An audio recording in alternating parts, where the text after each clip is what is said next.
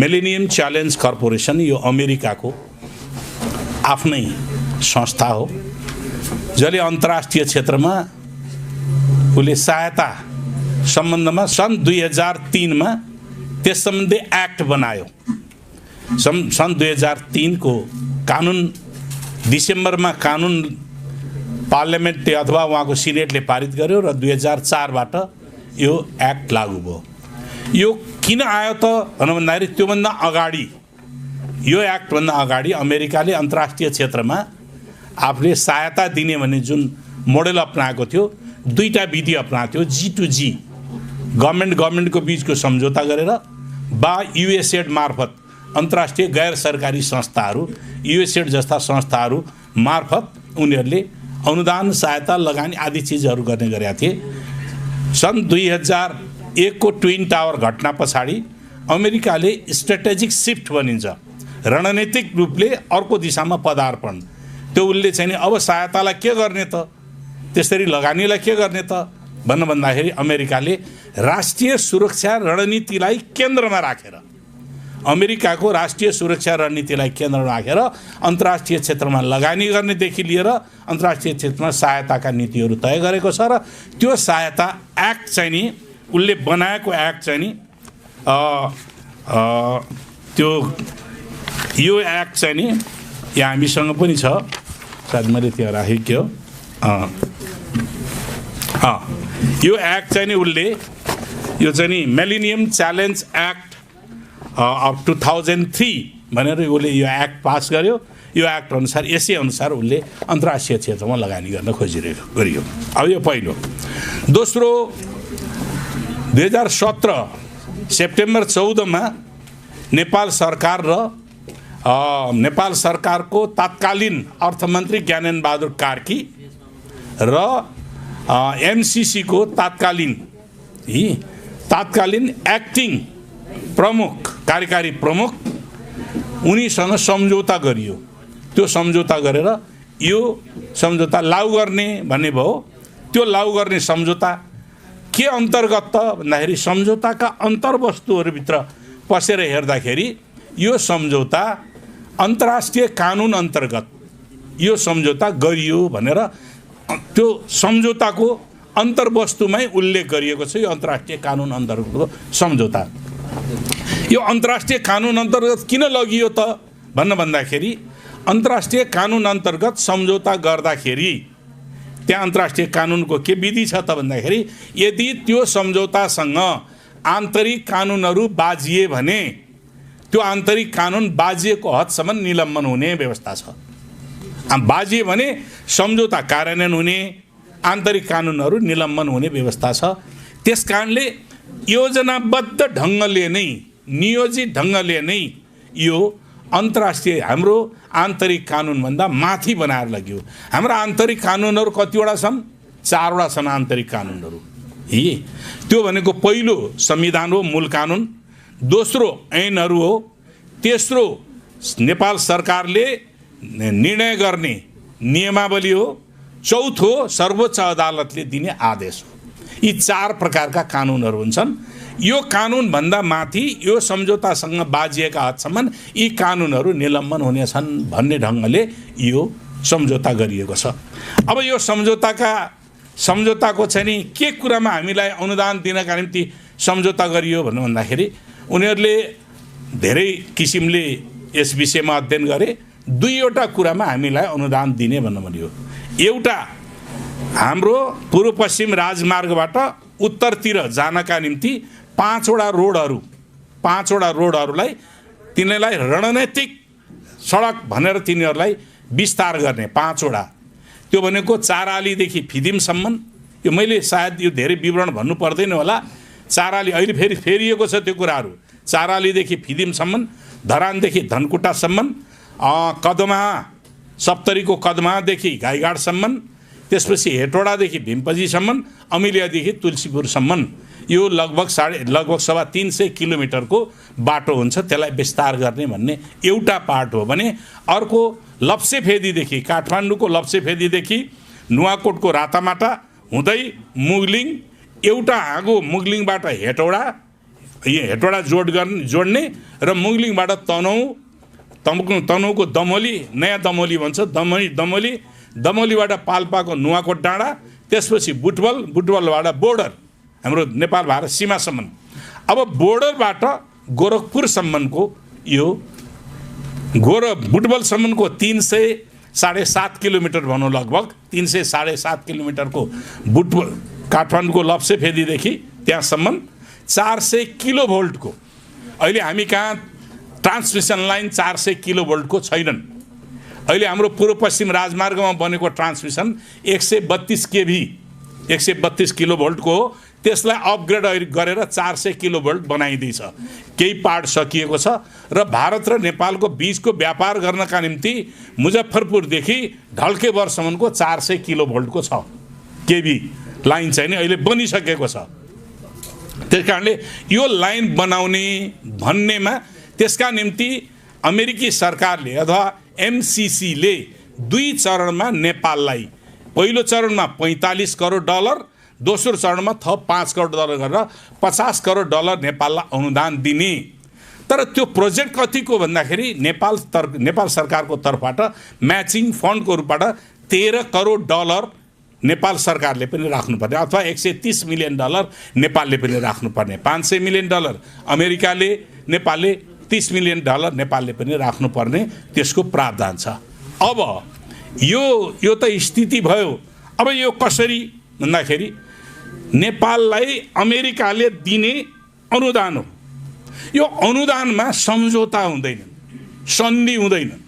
यसलाई सन्धि बनाइयो। पहिलो कुरो, यो अनुदानलाई सन्धि बनाउनु नै ठुलो षड्यन्त्र यहाँनिरदेखि। सन्धि किन त भन्दाखेरि मैले भने यस्तो अनुदान भनेको अमेरिकाले दिने, नेपालले लिने, त्यसमा मात्रै लेटर अफ एक्सचेन्ज पत्राचारको माध्यमबाट हुने हललाई उनीहरूले अन्तर्राष्ट्रिय कानुन अन्तर्गतको सन्धि बनाए।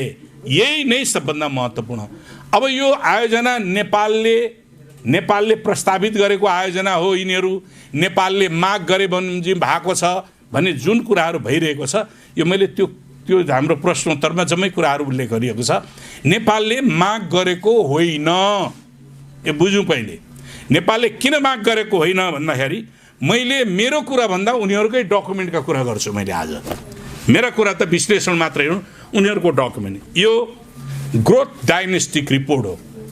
यो ग्रोथ डायग्नोस्टिक रिपोर्टको मुख्य लक्ष्य के हो भने नेपालको विकास निर्माणमा कहाँ हर्डल, कहाँ अवरोध छ, के अवरोध छ भनेर रिसर्च गर्नका निम्ति सन् 2012 मा नेपाल सरकारले गठन गर्यो, एउटा बोर्ड गठन गर्यो। त्यो बोर्डमा चिरञ्जीवीको चाहिँ नि नेतृत्वमा नेपाल सरकारले एउटा बोर्ड गठन गरेको छ। चिरञ्जीवी नेपाल पहिलेको नेपाल राष्ट्र ब्याङ्कको गभर्नर पनि भएका हुन्। उनको नेतृत्वमा 9 जनाको एउटा कमिटी बनाएको छ, अध्ययन कार्यदल भनेर। 9 जना नेपालमा विकास निर्माणका निम्ति अवरोधहरू कहाँ छन् भनेर अध्ययन गर्नका निम्ति यो चाहिँ नि बनाएको छ। यो अध्ययन त कार्यदल बनायो अर्थ मन्त्रालय, त्यसको लियाजो मिनिस्ट्री, समन्वय गर्ने मन्त्रालय अर्थ मन्त्रालय भनेर बनायो। तर यसलाई लिड गर्नका निम्ति, नेतृत्व दिनका निम्ति 8 जना एमसीसी र युएसएडका प्रतिनिधिहरू छन्। ब्राडले कनिङ्गम भन्ने एमसीसी को नेतृत्वमा, एमसीसी का चाहिँ उनको नेतृत्व अधिकारीको नेतृत्वमा यो रिपोर्ट तयार भएको छ, जसलाई लिड एजेन्सी अमेरिकी सरकारको तर्फबाट लिड एजेन्सी भनेर यसलाई यहीँनिर उल्लेख गरिएको छ। यो मेरो कुरा होइन, उनीहरूकै कुराहरू हो। त्यस कारणले गर्दाखेरि अनि यो स्टडी गरिसकेपछि यसले केही रिसर्चहरू, केही चिजहरू पत्ता लगाएछ जुन कुराहरूमा हाम्रो विवाद छैन। त्यसले थप यसो रिसर्च गर्दाखेरि लागेका थप निष्कर्षहरू के हुन् भन्दाखेरि यसका फाइन्डिङ भनिन्छ। फाइन्डिङमा नेपालमा विकास नहुनुको कारण राजनैतिक अस्थिरता, यो सत्य हो। अस्थिर सरकार, राजनैतिक अस्थिरताले सरकार पनि अस्थिर बने, त्यो पनि सही हो। नीति कार्यान्वयनमा अनिश्चितता, त्यो पनि सही हो। श्रम नियमन ऐनमा जडता, त्यो पनि अहिले अन्तर्राष्ट्रिय स्तरमा हेर्दाखेरि हाम्रा स्टेबिलिटी छैन, त्यो कुनैमा के छ कुनैमा के छ, कानुनी जटिलता, ब्युरोक्रेटिक हर्डलहरू धेरै छन्, यी कानुन देखाएर त्यसलाई गर्ने। सडक खराब र महँगो ढुवानी, त्यो पनि सही हो। विद्युत आपूर्तिमा हाई भोल्टेज ट्रान्समिसनको अभाव, त्यो पनि सही हो। र अर्को चिज सबभन्दा महत्त्वपूर्ण कुरा गरेको छ भने नेपालमा भ्रष्टाचार छ, यो पनि निष्कर्ष। यी सबै फाइन्डिङहरू ठिक। अब नेपाल भ्रष्टाचारको हिसाबले कतिौँ र्याङ्कमा रहेछ त? 170 देशहरूमध्ये 139औं र्याङ्कमा छ। 70 देशमा पुग्यो त सबभन्दा वर्स्ट हुने भयो। 139 भनेपछि नेपालमा करप्सन कति रहेछ त, कस्तो रहेछ त भन्ने कुरा यसबाट अनुमान हुन्छ। यो उनीहरूले निकालेको फाइन्डिङ्स हो। अब यो फाइन्डिङ्सलाई हल गर्नका निम्ति भनेर नेपाल सरकारलाई उनीहरूले के माग त भन्नु भन्दाखेरि, तिमीले अमेरिकी सरकार, यी सबै कुराहरूमा त सम्भव छैन, अमेरिकी सरकारलाई माग गर भनेर यो 2टा बाटो र ट्रान्समिसन लाइन निर्माण गर्नका निम्ति हामीलाई लगानी देऊ भनेर माग गर्न लगाएको। यो हामीले माग गरेर हाम्रै आवश्यकताले होइन। म यही विद्युत प्राधिकरणमा उभिरहेको छु। विद्युत प्राधिकरणले उत्पादन गरेको बिजुली अहिले निर्यात गर्नका निम्ति हामीलाई आवश्यकता होइन, हामीलाई कन्ज्युम्सन बढाउने हो। जुन मुलुकमा विद्युत बढी खपत हुन्छ त्यो मुलुक धनी हुन्छ, जुन मुलुकमा विद्युत कम खपत हुन्छ त्यो मुलुकका जनता गरिब हुन्छन्। त्यसकारणले पर क्यापिटा विद्युत कन्ज्युम्सन, विद्युत उपभोग गर्नुको कारण गर्नका निम्ति के गर्नुपर्छ त भन्दाखेरि देशव्यापी रूपमा ट्रान्समिसन लाइन र डिस्ट्रिब्युसन लाइन वितरण गर्ने।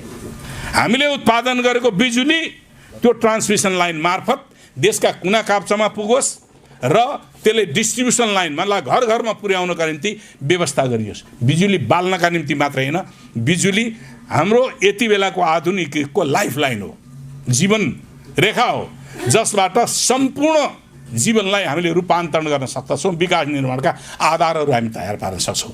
हाम्रो बिजुली अहिले पनि आजभोलि राति 500 मेगावाट स्पिल आउट हुन्छ।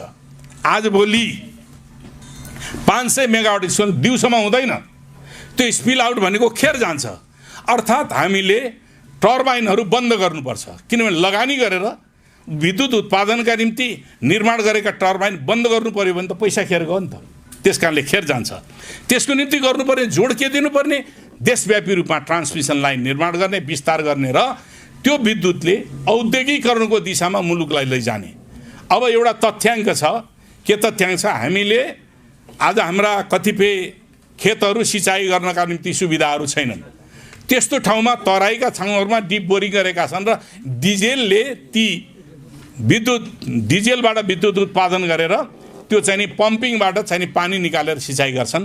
अहिले पनि विद्युत प्राधिकरणको तथ्याङ्क छ, यदि हामीले तेलको सट्टामा विद्युत प्रयोग गर्यो भने 500 मेगावाट त्यहाँ खपत हुन्छ।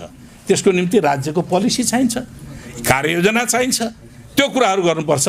एउटा सिमेन्ट कारखाना स्थापना गर्यो भने 400 मेगावाट खपत हुन्छ।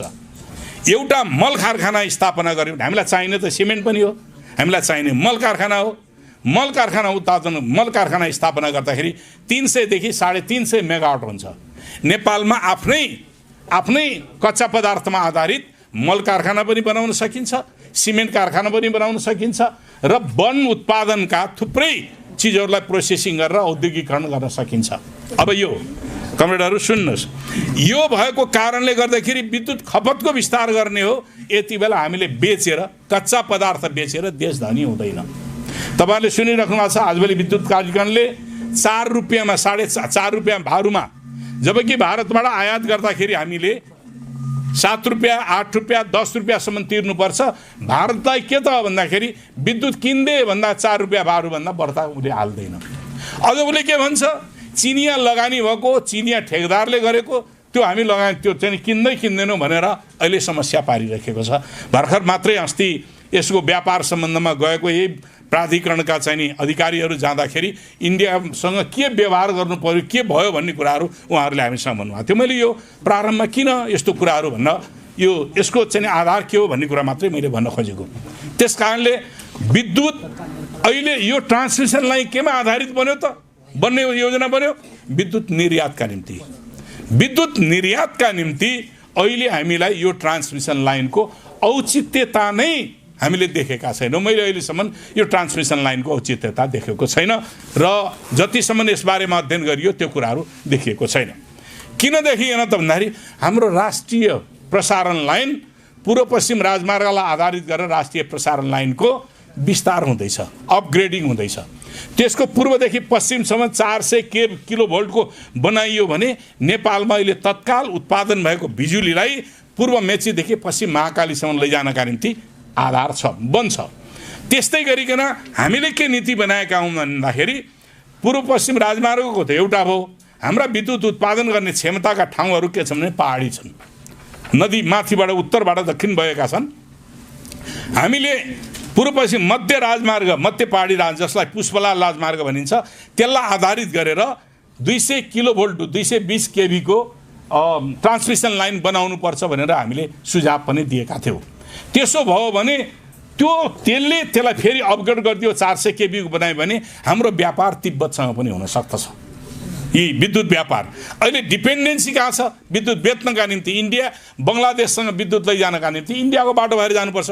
बङ्गलादेशले अहिले 6000 मेगावाट बिजुली माग गरिरहेको छ नेपालबाट, तर त्यहाँ लैजानका निम्ति विद्युत उफारेर त लैजान सकिन्न, हवाईजहाजमा लैजान सकिन्न। त्यस कारणले ट्रान्समिसन लाइनद्वारा लैजानुपर्छ। इन्डियाले पर्मिसनै दिएको छैन। यो स्थितिमा हामी परिरहेका बेलामा अहिले विद्युत बेचेर धनी हुने भन्दा विद्युत उपभोग बढाउने नीति अगाडि सारेर मात्रै देश धनी बनाउन सकिन्छ भन्ने मान्यता हाम्रो रहेको छ। अब यो कुराहरू भयो। त्यसैले कमरेडहरू, अब यो छ भने सम्झौता, यो अर्को पार्ट के हो भने सम्झौताको प्रोटोकल मिलेको छैन। उतापट्टिको कर्मचारी छ, उपसचिव सरको कर्मचारी, हाम्रो मन्त्री छ। प्रोटोकल नमिल्नु भनेको यो देशलाई उनीहरूले हेपा दृष्टिकोणले यो कुरालाई इम्पोज गर्न खोजिरहेका छन्। यो किन हो भन्ने कुराहरूको म निष्कर्षमा भन्ने छु। त्यस्तै गरिकन अर्को के छ भने संसदबाट अनुमोदन गर्नुपर्ने। यो अनुमोदन गर भनेर आजभन्दा लगभग 18वटा डेलिगेसन अमेरिकनहरूको आइपुगे। लगभग है 1 दर्जनभन्दा बढी मैले गरेको अनुसार 18वटा डेलिगेसन। के एक हप्ता अगाडि मात्रै अमेरिकी सहायक विदेश मन्त्री आएर फेरि पनि उनले दबाब दिए पार्लियामेन्टबाट गएर। ग्लासगोमा भएको वातावरण सम्बन्धी सम्मेलनमा गएको प्राइम मिनिस्टर गएको बेलामा त्यो एमसिसीको एकजना पदाधिकारीले प्रधानमन्त्रीलाई तपाईँहरूले पार्लियामेन्ट किन स्थगित गर्नुभयो, एमसिसी किन अनुमोदन गर्नु भएन क्वेसन गर्यो। नेपालको प्रधानमन्त्रीलाई पार्लियामेन्ट कहिले चलाउँछस्, कहिले बन्द गर्छस्, किन बन्द गरिस् भन्ने क्वेसन गर्न कहाँबाट आयो? नेपालको सभरेन्टीमाथि हस्तक्षेप हो कि होइन त्यो? त्यस कारणले यो सभरेन्टीमाथिको हस्तक्षेप, पार्लियामेन्ट कहिले चलाउने कहिले बन्द गर्ने त नेपालको आफ्नै विशेषाधिकारभित्र कुरो, त्यहाँ हस्तक्षेप भएको छ। त्यस कारणले गर्दाखेरि हरेक ठाउँमा हाम्रो राष्ट्रिय सार्वभौमतालाई होच्याउने काम भएको छ यो सम्झौताको माध्यमबाट। प्रोटोकललाई सुरुमा नै सम्झौता गर्दाखेरि प्रोटोकल एउटा उपसचिव सरको कर्मचारी र मन्त्री लेभलमा गरिनु। अब त्यसपछि अब धनराशिका कुरा गर्ने, अमेरिकाले यत्रो ठुलो सहायता दियो, 50 करोड डलरको 59 अरब रुपियाँ। एउटै सञ्चार माध्यमबाट 62 अरब रुपियाँ कर लिनु बाँकी छ। एउटै नेपालको एउटा सञ्चार माध्यम एनसेलबाट 62 अरब कर असुल्न बाँकी छ। माने एउटैबाट कर असुल्न 62 अरब उसले दिएको अनुदानभन्दा धेरै हो भने, धेरै हुन्छ भने अमेरिकाको अनुदान 50 करोड डलर नथिङ, केही पनि होइन। यदि हामी देशभित्र करप्सन कन्ट्रोल गर्ने डिटर्मिनेसनका साथ जान्छौँ भने 62 अरब डलर के अरे 59 अरब डलर के अरे रुपियाँ होइन, अरबौँ डलर हामीले यहीँ कमाउन सक्छौँ भने आफ्नो व्यवस्थापन गरेर हामीले करप्सन कन्ट्रोल गरेर त्यहाँबाट लिने प्रयत्न नगर्ने अनि विदेशी अनुदानलाई ठुलो धनराशि भनेर उनीहरूका अनुचित शर्त स्वीकार गर्न हामी सक्छौँ? सक्दैनौँ। त्यस कारणले उनीहरूले संसदबाट अनुमोदन किन गराउन खोजे? संसदबाट त्यो लेखिएको छ। संसदबाट अनुमोदन किन गराउन खोजियो त यो पार्लियामेन्टबाट भन्दा यसको कारण छ। मैले अघि भने नि यो मिलेनियम च्यालेन्ज एक्ट यो अमेरिकाको कानुन हो। अमेरिकाको कानुनको यसको 2003 को आर्टिकल नम्बर 607 यसको आर्टिकल नम्बर 607 ले के भन्छ भने यस्ता गम्भीर कुराहरू हाम्रो अगाडि तेर्स्याइदिएको छ।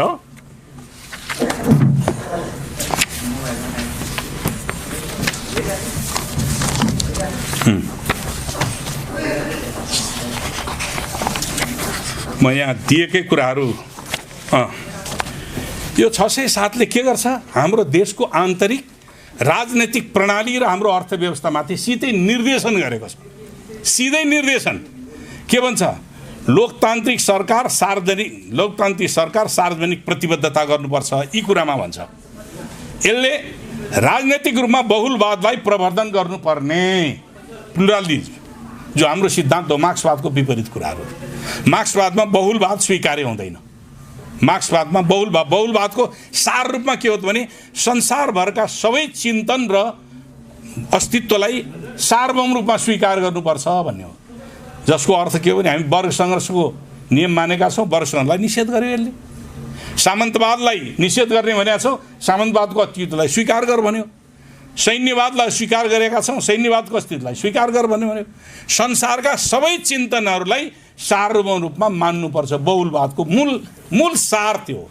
त्यसकारण हाम्रो सिद्धान्तको विपरीत मार्क्सवाद र बहुलवाद एकै ठाउँ रहन सक्दैनन्। कि बहुलवाद रहन्छ कि मार्क्सवाद रहन्छ, यी दुईटाको बिचको विपरीत तत्त्वको एकता पनि छैन, यसमा त एकता पनि छैन। त्यसकारणले यो अलग्गै दृष्टिकोण हो, त्यसले यसमा डिक्टेट गरेछ। अर्को के भन्छ, भूमण्डलीय व्यापार तथा अन्तर्राष्ट्रिय पुँजी निवेश गर्न खुल्ला छुट दिनुपर्छ भन्छ। भनेको मल्टिनेसनल कर्पोरेसनहरूलाई उनीहरूलाई लगानी गर्नका निम्ति छुट दिने, जसले राष्ट्रिय अर्थतन्त्रलाई खत्तम गर्छ। देशको अर्थतन्त्र समाप्त हुन्छ। त्यसकारणले मल्टिनेसनल कर्पोरेसनहरूलाई छुट दिने। हामीले यो अनुमोदन गऱ्यो भने यो कानुन मान्नुपर्छ। हामीले यो अनुमोदन गरेपछि यो कानुन लागू नै गर्नुपर्दछ, यो कानुन हो। त्यस्तै गरी के हुन्छ, निजी क्षेत्रलाई प्राथमिकता दिने भन्छ। आज हामीले अपनाएको अर्थव्यवस्था 3 पिलर भन्छौँ कि आजको अवस्थामा, यी राज्य, निजी क्षेत्र र सहकारी, यी जनतालाई पार्टिसिपेट गर्ने नियम इकोनोमिक आजको है, हामीले सोचेको इकोनोमीको कुरा। अर्को आजैको इकोनोमीको पोलिसी भन्दा पनि विपरीत छ। यो इकोनोमिक पोलिसी भन्दा पनि विपरीत छ। अर्थतन्त्रमा बजारीकरणलाई बलियो बनाउने भन्छ, मार्केट इकोनोमीलाई छोडिदिने, राज्यले नियन्त्रण गर्न पाइँदैन भन्छ। यसले राज्य नियन्त्रित अर्थव्यवस्था हुनु हुँदैन भनेर भन्छ। यो हामीले अनुमोदन गर्ने बित्तिकै यो कानुन बन्छ। यो हाम्रो देशको पनि कानुन बन्छ, हामीले फलो गर्नुपर्छ। अमेरिकी कानुन नेपालमा सिधै लागू हुन्छ। के हाम्रो सार्वभौम देशले अमेरिकी कानुन लागू गर्न सम्भव छ? हुनसक्छ। यो आज विभिन्न क्षेत्रबाट कहाँ छ के छ भन्ने गर्छन् नि। यसको आर्टिकल नम्बर 63 मा यो कुरा उल्लेख गरिएको छ। यो सम्झौताको आर्टिकल नम्बर 63 मा 67607 यसको आर्टिकललाई स्वीकार गर्नुपर्छ भनेर उल्लेख गरिएको छ। त्यस कारणले यसको चाहिँ नि यो चाहिँ नि इम्पोज अमेरिकी कानुन अनुमोदन गर्नका निम्ति किन जोड दिइरहेका छन् भन्दाखेरि यो अनुमोदन भएपछि कानुन बन्छ, त्यही कानुनको माध्यमबाट नेपालमा प्रवेश गर्ने। अर्को एउटा सुन्नुभएको छ तपाईँहरूले, आजभोलिको समाचारमा आइरहेको छ, दक्षिण पूर्वी एसियामा सबभन्दा सोफिस्टिकेटेड एम्बेसी नेपालमा अमेरिकाको भनेको छ। सबभन्दा 3 करोड पपुलेसन भएको देशमा 1 अरब 35 करोड पपुलेसन भएको देशमा भएको इन्डियाको एम्बेसी भन्दा नेपालमा सोफिस्टिकेटेड छ, साधन सम्पन्न छ। किन यस्तो भयो यो कुरालाई बुझ्नु। यही हो रहस्यहरू। किन यस्तो कुराहरू यो कानुन अन्तर्गत सोफिस्टिकेटेड किन बनाएको त भन्दाखेरि हिजैदेखिको दीर्घकालीन योजना छ। अलिकति यसो डिस्टर्ब भयो है। दीर्घकालीन रूपले योजना बनाएको छ। त्यो दीर्घकालीन योजना हिजोको के हो, तपाईँहरू अब एकचोटि फ्ल्यासब्याकमा जानुहोस्, 2031 सालमा जानुहोस्। 2031 सालमा नेपालमा खम्पा विद्रोह भएको थियो। खम्पा विद्रोह मुस्ताङलाई बेस बनाएर खम्पा विद्रोह गरिएको थियो। खम्पा विद्रोह कसले सञ्चालन गरेको थियो? सिआइएले सञ्चालन गरेको थियो। म यहाँहरूले पाउनुहुन्छ भने त्यो किताब हेर्नुहोस्, अपराइजिङ अफ मुस्ताङ भन्ने छ, लेखेको आर्टिकल लेखेको के नाउस भन्नेले अर्फान्स अफ कोल्ड वार भन्ने एउटा किताब लेखेका छन्। त्यसमा मुस्ताङ अपराइजिङ भन्ने चाहिँ नि एउटा च्याप्टर छ। के भएको थियो त भन्ने कुराहरू, कसरी परिचालित भएको थियो भन्ने कुराहरू, नेपाललाई बेस बनाएर तिब्बतको विरुद्धमा विद्रोह गर्ने योजना बनेको थियो र त्यो योजना पछि फेलियर भएको छ। अनि त्यति बेला त्यो अपराइजिङमा चिनियाहरूले के गरेका थिए, तिब्बतको विरुद्धमा हतियारबन्द विद्रोह हुँदैछ, नेपाल सरकारले त्यसलाई डिसार्म गर, कहाँ भएका खम्पाहरू आएर तिब्बत मुस्ताङबाट त्यो अभियान थालेका थिए। सुरुमा चीनले त्यो अपिल गर्दाखेरि नेपालले अलिकति आनाकानी गर्यो, त्यसपछि उनीहरूले के भने भन्दाखेरि त्यसो भने हामी प्रवेश गर्छौँ, उनीहरूलाई डिसार्म गर्छौँ, फर्किन्छौँ भनिसकेपछि नेपाल तत्कालीन श्री 5 को सरकारले आफैले सेना परिचालन गरेर उनीहरूलाई डिसार्म गर्यो। कतिपय मारिए, कतिपय भागेर इन्डिया पसेका थिए र तिनीहरूको नेता वाङदी लामा दार्चुलामा गएर मारिएका थिए र तिनीहरूबाट प्राप्त गरेका हतियारहरू टुँडिखेलमा 2031 साल फागुनमा प्रदर्शन गरिएको थियो, जसमा इटालियन र अमेरिकन हतियारहरू थिए। कहाँबाट त्यहाँ पुग्दथे त भन्दाखेरि यही काठमाडौँको सीता पाइलामा एउटा सानो एयरपोर्ट थियो, त्यहाँबाट एयरलिफ्ट गरेर गएका कुराहरू त्यहीँनिर उल्लेख गरिएका छन्। त्यस कारणले हाम्रो देशलाई स्ट्राटेजिक सामरिक महत्त्वको प्रयोग गरेर चीन विरोधी घेराबन्दीको रूपमा यसलाई प्रयोग गर्न खोजिएको थियो। एन्टी चाइना इन्सर्कलमेन्ट पोलिसी अन्तर्गत नेपाललाई बेस बनाएर लैजान खोजिएको थियो। त्यो इतिहास हो भने अहिले पनि यो सोफिस्टिकेटेड एम्बेसी बनाउने तपाईँहरूलाई थाहा छ कि छैन? कति थाहा छ? नेपालमा अमेरिकन सेनाहरू छन्, अहिले पनि अमेरिकन सेनाहरू छन् जुन कम्ब्याटमा देखिँदैन। किन चाहियो अमेरिकन सेना? के को लागि आएको? सेनालाई तालिम गर्न? हामीले भन्ने त्यही छ, नेपाली सेनालाई तालिम गर्दैन का निम्ति हो। मुलुकहरूको बिचमा एकअर्काका बिचमा तालिम आदान प्रदान हुने गर्दछ, तर चिनिया सेना आएर त तालिम दिएको छैन। इन्डियन सेना थिए पहिले, बोर्डरै उत्तरी चेकपोस्टमै बसेका थिए। प्रारम्भमा नै उनीहरूले चाहिँ नि त्यो गरेका थिए। पछि 2028 साल कृतिनिधि विष्ट चाहिँ प्रधानमन्त्री भएको बेलामा हटाइएको थियो र बोर्डर चेकपोस्टबाट चिनिया सेना उखाली भएका थिए। त्यही एउटा पाहाड चाहिँ दार्चुलाको चाहिँ, दार्चुला जिल्लाको चाहिँ नि लिपु लेकमा एउटा पाहाड त्यही पनि पछिसम्म बसिरहेको थियो। त्यही समस्या अहिले हाम्रो निम्ति त्यहाँनिरको चाहिँ सार्वभौमिकताको अतिक्रमणको समस्या पनि बनिरहेको छ। त्यसैले यो प्रश्न भयो। अब सहायता नीति अमेरिकाले कस्तोमा सहायता नीति दिन थालेको त यो 2003 देखि भन्ने केही पोलिसीहरू बनेको छ। त्यो पोलिसी भनेको 4 प्रकारको वर्गीकरण गरेको देखिन्छ। म उनीहरूकै डकुमेन्टबाटको आधारबाट हो, मेरो विश्लेषण होइन।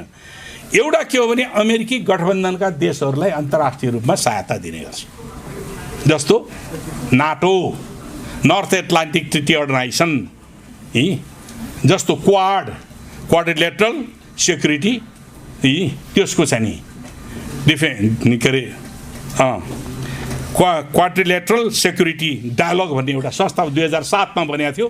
त्यो संस्थाले जापान, 4वटा मुलुकहरू छन्, जापान, इन्डिया, अस्ट्रेलिया र चाहिँ नि अमेरिका, 4वटा। त्यो अहिले एक्टिभ भएको छ, पहिले निष्क्रिय थियो, अहिले एक्टिभ भएर अस्ति बैठक सचिव गरेर चीनको विरुद्धमा के गर्न सकिन्छ भनेर उनीहरूले आइपिएस मार्फत अभियान चाल्ने भनेर निर्णय गरेका छन्। त्यस कारणले गर्दाखेरि यो 4वटा देश, 4 प्रकारका देश, एउटा गठबन्धन देश, यी मैले भने नाटो र क्वाड जस्ता मुलुकहरू, दोस्रो रणनैतिक महत्त्वका देशहरू, संसारमा आफ्नो शक्ति वर्चस्व कायम गर्न अमेरिका फर्स्ट भन्ने नीति उनीहरूले बनाएको छन्, उनीहरूको सेक्युरिटी पोलिसीमा छ। अमेरिका फर्स्ट र अमेरिकाको सैन्य शक्तिले संसारलाई गभर्न गर्नुपर्छ भनेर उनीहरूले 3,07,000 फौज त इन्डो पेसिफिकमा राखेका छन् उनीहरूले। उनीहरूकै तथ्याङ्क हो यो, मेरो होइन। फेरि 3,07,000 फौजहरू, यो मसँग किताबै छ, यो छ उनीहरूको पोलिसी हो, पेन्टागनले निकालेको रिपोर्ट हो, यसैमा उल्लेख छ 3,07,000 आइपिएस के अरे इन्डो पेसिफिक स्ट्राटेजी मुलुकहरूमा चाहिँ नि राखिएको छ भनेर, इन्डो पेसिफिक रिजनमा राखिएको छ भनेर उनीहरू आफैले भनेका छन्। त्यस कारणले अमेरिकन सुप्रिमेसी कायम गर्नका निम्ति उनीहरूले यो रणनैतिक महत्त्वका देशमा उनीहरूले सहायता, जस्तो इक्जाम्पल इजरायल, इजिप्ट, श्रीलङ्का गर्न खोजे, फिलिपिन्स, मलेसिया, यी यस्ता मुलुकहरू हो। यी यस्ता मुलुकहरू छन् जो मुलुकहरूमा अमेरिकाले ती मुलुकहरूलाई यो चाहिँ नि सहायता दिने गरे, एमसिसी मार्फत लगानी गर्ने गरेको छ। यही एमसिसी मात्र।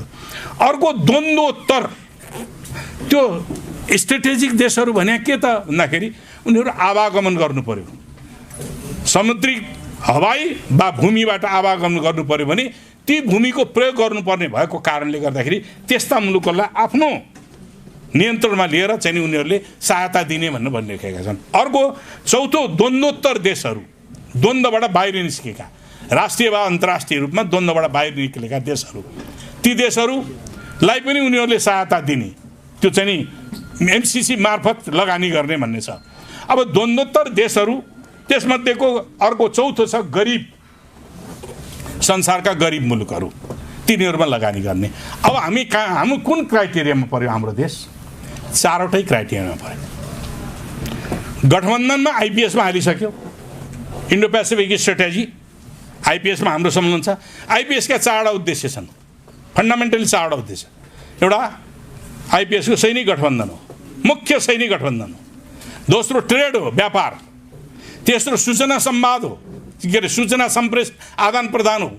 चौथो जोइन्ट, त्यो जोइन्ट प्रोटेस्ट, यसका विरुद्धमा पहिलो र चौथो मिल्दोजुल्दो छ।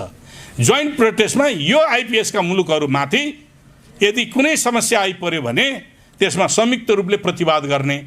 त्यसका निम्ति उनीहरूले के भनेका छन् भने दक्षिण पूर्वी एसियामा चिनियाहरूको प्रभाव बढ्यो। उनीहरूको अस्ति भर्खरको क्वाडको बैठकले भनेको छ चिनिया प्रभाव बढ्यो, त्यसलाई रोक्नका निम्ति यो आइपिएसका मुलुकहरूलाई सैन्य शक्तिबाट सुदृढ गरेर त्यसको प्रोटेस्टमा जानुपर्छ, प्रतिरोधमा जानुपर्छ भन्ने उनीहरूको यो चार प्रकारका छन्। अर्को मैले भने अन्तर्राष्ट्रिय सम्झौता हुनै सक्दैन। अन्तर्राष्ट्रिय सम्झौतामा बाइलेटरल, ट्राइलेटरल, मल्टिलेटरल एग्रिमेन्टहरू हुने गर्छन् र अब्लिगेसन भन्छ नि, दायित्व पनि हुन्छ। बायोलेटरल, कमसे कम बायोलेटरल दायित्व, के अरे द्विपक्षीय दायित्व हुन्छ, त्रिपक्षीय दायित्व हुन्छ, बहुपक्षीय दायित्व हुन्छ। यसमा युनिलेटरल अब्लिगेसन छ, एकपक्षीय दायित्व नेपालले मात्रै पालन गर्नु पर्ने, अमेरिकाले केही पनि पालन गर्नु नपर्ने। त्यस कारणले मैले के भने सुरुमै भने यो अनुदान लेटर अफ एक्सचेन्जबाट मात्रै हुनुपर्ने, सम्झौताबाट होइन। किन अरू कुनै तानिँदैन किन यसलाई हो भने त त्यो यदि सहायता दिने हो भने त्योभन्दा बाहेक हुँदैन थियो भन्ने कुराहरू मैले भने। अब अर्को यहाँ थ्रेसहोल्ड छ, थ्रेसहोल्ड 20वटा थ्रेसहोल्ड भनेको यी मापदण्ड पुरा गरेमा दिने भनेर मापदण्ड, सङ्घार भन्छन् कि त्यसलाई, त्यो पार गर्नका निम्ति 20वटा क्राइटेरियाहरू पुरा गरेर जानुपर्छ भन्ने छ। तर नेपालको हकमा 8वटा मात्रै पुरा भएको छ। सामान्यतया 2/3 थ्रेसहोल्डहरू पुरा भएपछि दिने प्रचलन छ। 2/3 भनेपछि लगभग 14-15वटा पुरा भएपछि मात्रै दिनुपर्ने भन्नेमा उनीहरूले 8वटा कुराहरूलाई ल ओके। करप्सन सबभन्दा बढ्ता उठाएछन् उनीहरूले। यो ग्रोथ डाइनेस्टीमा करप्सनको कुरालाई बढ्ता इम्पोर्टेन्ट दिएछ, जबकि नेपाल 170 देशहरूमा 137 नम्बरमा छ। अनि करप्सन कन्ट्रोल भयो त? भएन नि। कमसेकम 50% करप्सन कन्ट्रोल भयो भन्ने निष्कर्ष निकालेको भए पनि ल लेजिटिमेट हुन्थ्यो, वैध हुन्थ्यो, मानिन्थ्यो। तर करप्सनका दृष्टिकोणले सबभन्दा खत्तम भएको छ, खत्तम छ। त्यो स्थितिमा उनीहरूले सहायता दिने निर्णय गरे, लगानी गर्ने निर्णय। अब यो प्रक्रिया 2004बाट सुरु भयो। अरू मुलुकहरूसँग भएका सम्झौताहरू हाम्रा समान, त्यही अरू मुलुकहरूमा जे गरिएको थियो त्यही गरियो भने यहाँ नेपालमा तर्क आउँछ। हामी 21औं शताब्दीमा छौँ, हामी 19औं शताब्दी र 20औं शताब्दीमा छैनौँ। 21औं शताब्दीमा रेभोल्युसनले क्रान्ति, हामी त्यसलाई राजनैतिक क्रान्ति भनौँ वा आर्थिक क्रान्ति भनौँ वा सामाजिक क्रान्ति भनौँ, त्यो फेरिएको छ, चेतना फेरिएको छ। के पुरानै आधार मानेर जाने हो भने हामीले 1950 को ट्रिटीलाई किन त्यसलाई चाहिँ नि खारेज गर्नुपर्छ भन्छौँ। त्यस कारणले सहायता अनुदान दिने सम्बन्धमा पनि अन्तर्राष्ट्रिय क्षेत्रमा हाम्रो सहअस्तित्वको आधारबाट दिने हो, कसैको हस्तक्षेपबाट पुरानै परम्परा जे छ त्यसैलाई मानेर दिने होइन।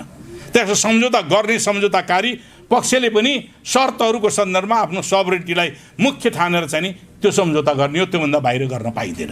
नेपालको संविधानले त्यो संविधान विपरीत गएर सम्झौता गर्न दिएकै छैन, संविधान विपरीत सम्झौता गर्न दिएको छैन। परम्पराका रूपमा त्यसलाई फेरि हिजो जे भएको थियो त्यो फलो गर्न मिल्दैन। त्यस कारणले यो सम्झौताको कुराहरू पनि त्यो हो। त्यस्तै गरिकन अब यो एउटा अर्को पार्ट पनि छ, बिआरआई भर्सेस यो आइपिएस भनेर आएको छ। एउटा एउटा एउटा चिज हो त्यो। बिआरआई 2013मा बिआरआई गर्यो, बेल्ट एन्ड रोड इनिसिएटिभ भनेर चीनसँग गरिएको, चीनले अगाडि सारेको कार्यक्रम हो। त्यो कार्यक्रममा अन्तर्राष्ट्रिय क्षेत्रमा उनीहरूले केही उद्देश्यहरू राखेका छन्। म बिआरआई र आइपिएसको कम्पेरिजन गरेको छु, उनीहरूको उद्देश्यहरूको कम्पेरिजन गरेको एउटा चिज छ। बिआरआईमा के भन्छ, दुईटा अब्जेक्टिभहरू बिआरआईका छ ग्लोबल पिस एन्ड फ्रेन्डसिप अथवा भूमण्डलीय शान्ति र मित्रता एउटा, दोस्रो कनेक्टिभिटी सम्बन्धहरू, सञ्चार अथवा सूचना अथवा कुनै पनि किसिमका सम्पर्क सम्बन्धहरूको विस्तार, तेस्रो छ सेयर्ड फ्युचर फर म्यानकाइन्ड, मानव जातिको निम्ति साझा भविष्यको निर्माण, यो उद्देश्य रहेको छ। अर्को छ common development and shared prosperity by cooperation, यो सहयोगात्मक सम्बन्धबाट हामीले चाहिँ नि विकासका कुराहरूलाई अगाडि बढाउने भन्छ। अर्को इकोनोमिक कोअपरेसन, फेरि त्यसैमा छ आर्थिक सहायता आदान प्रदान। लास्ट छ कल्चरल एक्सचेन्ज, सांस्कृतिक आदान प्रदान। यो बिआरआईका अब्जेक्टिभहरू। बेल्ट एन्ड रोड इनिसिएटिभ भनेर चीनले अगाडि सायद 2013मा सारेको मोडाल। अब आइपिएसको अब्जेक्टिभ हेर्नुहोस् है, आइपिएसको के छ अब्जेक्टिभ, तपाईँले आफै कम्पेयर गर्नु। कम्ब्याटिङ टेररिस्ट थ्रेट, पहिलो नै उसको त्यही छ। कम्ब्याटिङ टेररिस्ट थ्रेट भनेको आतङ्कवाद भनेर त्यसका विरुद्धमा जुध्ने भन्छ। अब आतङ्कवादी भन्ने सन्दर्भमा उसले के भन्छ, यहाँ रुसलाई रिभाइटलाइज्ड कन्ट्री अथवा दुष्ट देश भन्छ रुसलाई, चीनलाई रिभिजनिस्ट कन्ट्री। हामीले राजनैतिक पदावलीमा रिभिजनिस्ट भनेको संशोधनवादी भन्छौँ, तर उसले भनेको के हो त भन्दाखेरि उसले हाम्रा विरुद्ध विभिन्न खालका षड्यन्त्र गरेर उसले अन्तर्राष्ट्रिय क्षेत्रमा गर्छ भन्ने अर्थमा रिभिजनिस्ट कन्ट्री भनेको। उत्तर कोरियालाई रग स्टेट, राक्षस, दुष्ट देश भनेर उसले उत्तर कोरियालाई भन्छ। अब उत्तर कोरिया रुस र चीनसँग उसको दुश्मनी छ। त्यो दुश्मनीको बिचमा हामीले हाम्रो सम्बन्ध, हाम्रो आफ्नो द्विपक्षीय सम्बन्ध राख्न पाउने कि नपाउने, यहाँ यही सम्झौताको एउटा दफाले त्यहाँ उल्लेख गरेको छ। म त्यो कुरा राख्नेछु। त्यस कारणले गर्दाखेरि अमेरिकाका दुश्मन देशहरूसँग अमेरिकासँग राम्रो सम्बन्ध नभएका देशहरूसँग हाम्रो देशले सम्बन्ध राख्न पाउने कि नपाउने, त्यो हाम्रो सबरेन्टीको भित्रको कुरा हो कि हो। यो कुराहरू उठिरहेको छ। अनि प्रमोसन स्टेबिलिटी एन्ड पार्टनरसिप, उनीहरूले स्थिरता र पार्टनरसिप सहयोगात्मक सम्बन्ध भन्ने एउटा छ। फ्री एन्ड फेयर ट्रेड भन्ने छ। इनर्जी लिङ्केज छ, इनर्जी आदान प्रदान ग। स्ट्रेन्थेन एलिज, यो फेरि अर्को छ, स्ट्रेन्थेन एलिज एन्ड आर्म्स। अब हतियारबन्द गठबन्धनलाई मजबुतीकरण गर्ने, हतियारबन्द गठबन्धनलाई मजबुत बनाउने भन्छ। ग्रोइङ डिफेन्स पार्टनरसिप, रक्षात्मक त्यसलाई चाहिँ नि बलियो बनाउने भनेर उनीहरूको उद्देश्य अब्जेक्टिभमै छ। जब बिआरआईको अब्जेक्टिभ सेक्युरिटी सम्बन्धी कुनै पनि छैन, हामी चीनलाई फेभर गर्नु पर्यो, अमेरिकालाई विरोध गर्नु पर्यो, केही पनि होइन। तर बिआरआईको अब्जेक्टिभ के छ त भन्दाखेरि डिफेन्स सम्बन्धी, सुरक्षा सम्बन्धी केही पनि देखिन्न, केही पनि छैन। खालि economic development, cultural exchange, friendship अनि सेयर्ड फ्युचर, साझा भविष्यको निर्माण गर्ने अगाडि सारेको छ। पिस, शान्तिको कुरा अगाडि सारेछ। ऊ के भन्छ भने कम्ब्याटिङ कुराहरू गर्दछ। अहिले दक्षिण पूर्वी एसियाका चीन सागरको दक्षिणमा उसले सैनिक बेडाहरू ल्याएर राखेको छ र त्यो चीनको विरुद्धमा कुराहरू गरिराखेको छ। त्यस कारणले मैले अघि भने एन्टी चाइना इन्सर्कलमेन्ट पोलिसी अन्तर्गत नेपालको सबरेन्टीमाथि हस्तक्षेप हुने गरिकन यो सम्झौता गरेको छ। आजभन्दा अगाडि यस्ता सम्झौताहरू भएका छैन। पार्लियामेन्टबाट इन्डोर्स भयो भने कानुन बन्छ, यति कुरा थाहा पाइराख्नुहोस्। पार्लियामेन्टबाट इन्डोर्स भयो भने कानुन बन्छ। यही सम्झौता पार्लियामेन्टबाट इन्डोर्स नगरिकन कार्यान्वयन गरेको भए कानुन बन्दैन थियो। जुनसुकै सरकारले यसलाई नल एन्ड भोइड खारेज गर्न पनि सक्दथ्यो, तर पार्लियामेन्टबाट इन्डोर्स गर्ने बित्तिकै खारेज गर्न सक्दैन। त्यस कारण त्यही पार्लियामेन्टले त्यसलाई खारेज गर्ने बाहेक अर्को सम्भव छैन। त्यस कारण यो स्थिति हो। अब अर्को प्रश्न छ, यसका इम्प्लिमेन्टेसन एग्रिमेन्ट, क्रियान्वयन सम्झौताहरू। यो मूल सम्झौता हो। मूल सम्झौताका कन्टेन्ट बारेमा अझै केही राख्नु बाँकी छ। यो मूल सम्झौता हो। यो मूल सम्झौतालाई बेस बनाएर यसका एक्सप्लानेसन यसमा नभएका कुराहरू क्रियान्वयन सम्झौताहरूमा भएका छन्, यसमा नभएका कुराहरू पनि। तर ती चाहिँ नि इम्प्लिमेन्टेसन क्रियान्वयन सम्झौता पनि हैसियत यही सम्झौता बराबर हुन्छ, यही सम्झौता बराबर हुन्छ। यही सम्झौताको कुनै दफाले के भन्छ त भन्दाखेरि योभन्दा अतिरिक्त सम्झौताहरू गरिनेछन् जुन कुरा पार्लियामेन्टमा ल्याउनु जरुरी छैन भन्ने भनेको छ। अब भन्नुहोस्, अब त्यो इम्प्लिमेन्टेसन एग्रिमेन्ट कस्ता छन् त भन्दाखेरि ती हामीलाई अहिलेसम्म थाहा छैन। हामीसँग अनौपचारिकले एउटा मात्रै आएको छ। यो हामीलाई दर्जनभन्दा बढी इम्प्लिमेन्टेसन एग्रिमेन्ट भन्ने छन्। यदि यो पार्लियामेन्टबाट अनुमोदन गर्यो भने सबै अनुमोदित हुन्छन्। जुन सम्झौता हामीले हेर्नै पाएको छैन अनि कसरी अनुमोदन गर्ने? हेर्नै नपाएको सम्झौता कसरी अनुमोदन हुन्छ? अब त्यस्ता सम्झौतामा एउटा हामीले प्राप्त गरेको सम्झौतामा के भन्छ? एउटा मात्रै छ, एउटा मात्रै कुरा राख्छु म। त्यो के हो भने कुनै विदेशीलाई MCA भन्ने यहाँ एउटा संस्था बनेको छ। MCCसँग भएको संस्थालाई कार्यान्वयन गर्नका निम्ति लाल दरबारमा त्यसको अफिस छ। महिनाको लाखौँ रुपियाँ चाहिँ नि भाडा तिरेर बसिरहेको छ र त्यो भाडा कसको पैसा जान्छ भने नेपाल सरकारको। त्यहाँका कर्मचारीहरूको खर्च अहिले जो 13 करोड डलर छ नि त्यहीबाट खर्च भइरहेको छ। अहिले सुनिन्छ लगभग 11 करोड डलर खर्च भइसक्यो भन्ने कुराहरू सुनिएको छ। कति हो तथ्याङ्क हामीसँग थाहा छैन अहिले है। त्यस कारणले त्यसमा के छ, त्यो MCAले कसको पर्मिसनमा? MCCको पर्मिसनमा यदि कुनै विदेशीलाई एक्सपर्टका नाममा नेपालमा बोलायो भने, कामदारका नाममा नेपाललाई बोलायो भने त्यो बोलाएको व्यक्ति र उसको परिवारलाई मल्टिपल भिसा दिनुपर्ने छ। मल्टिपल भनेको बहुउद्देशीय भिसा जुन 5 वर्षको न्यूनतम हुन्छ त्यो दिनुपर्ने अनिवार्य छ। अनि त्यस्तो व्यक्तिलाई बोलाउँदाखेरि नेपाल सरकारले उसको नेसनालिटी के हो भनेर सोध्न पाइने छैन भन्नेछ, उसको राष्ट्रियता के हो भनेर सोध्न पाइने छैन भन्नेछ।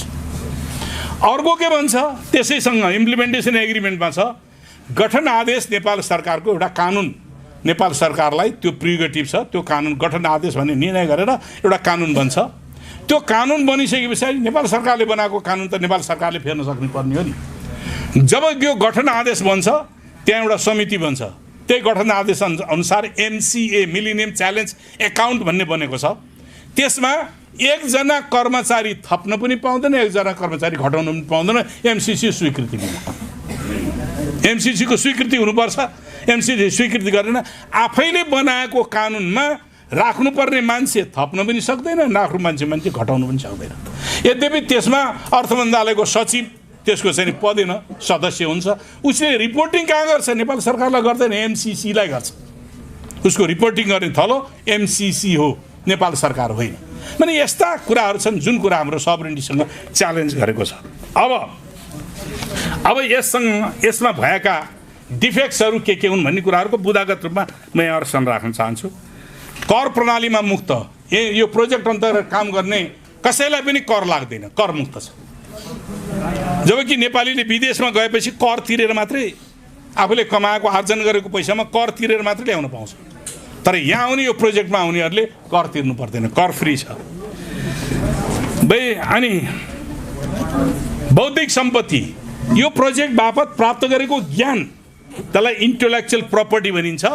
त्यो इन्टेलेक्चुअल प्रपर्टीमा नेपालको राइट छैन। प्रोजेक्ट नेपालमा हुने हैन, परियोजना नेपालमा हुने, तर त्यसबाट प्राप्त भएको ज्ञान हुन्छ नि, त्यो प्रोजेक्ट सञ्चालन गर्दाखेरिको प्राप्त भएको नयाँ ज्ञान, त्यो नयाँ अनुसन्धान, त्यसमा नेपाल सरकारको राइट छैन, क्लेम गर्ने राइट छैन।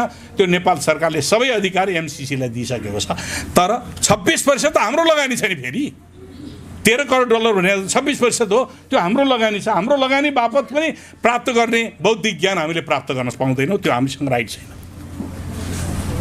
मैले अर्को 3 आर्टिकल 3 को MC एक्ट अहिले मैले भने देखाएँ पनि 607 जसले हाम्रो देशको अर्थव्यवस्था, हाम्रो देशको राजनीतिक प्रणाली, हाम्रो देशको सामाजिक व्यवस्थालाई सिधै हस्तक्षेप गरेर निर्देशित गरेको छ।